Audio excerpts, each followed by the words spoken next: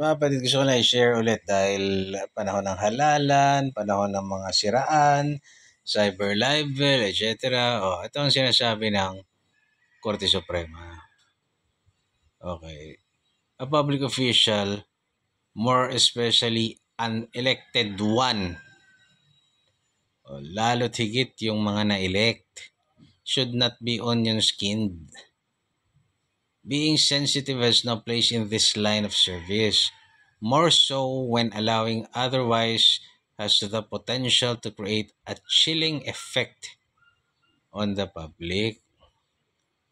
Kagaya ng sinasabi ni Abante, nagagawa daw sila ng batas regulating yung freedom of speech. Ano yan, tinatakot mo yung publiko. Paglabag na kaagad sa salikang batas, Brad. Diba? Recognizing that free speech empowers the citizens in exacting accountability from public officers. Conviction for defamation involving statements related to their discharge of official duties entails proof that they were made with actual malice. Actual malice cannot be presumed. Hindi pwedeng ipe-presume mo. For example, si Abante na lang ulit na nag-sorry naman na siya kila nagsasorry siya. Sinasabi rito, actual malice. Malis siya para siraan ka lang. Cannot be presumed. Diba? Kaya si Abante na lang na example ko kasi party list representative siya eh. Hindi siya representative ng isang distrito lang.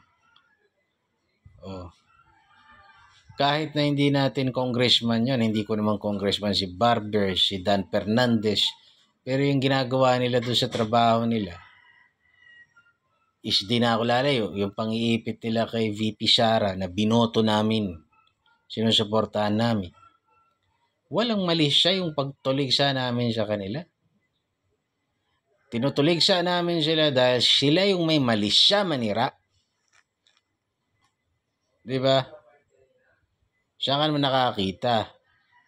Yung tao nag-request, kailangan ko ng 125 million confidential funds. Binigay mo ngayon. Nung binigay mo, saka ka mag-hearing kung saan mo ginastos yun. Alam naman na natin, gagastusin niya talaga sa tama yun. Merong date na kailangan niyang gastusin yun. Sinabi na ng ko, maayos. Tapos yung mga kamag-anak, yung asawa, yung magsosorry sa kanya. Sorry, BP. Gago ka ba?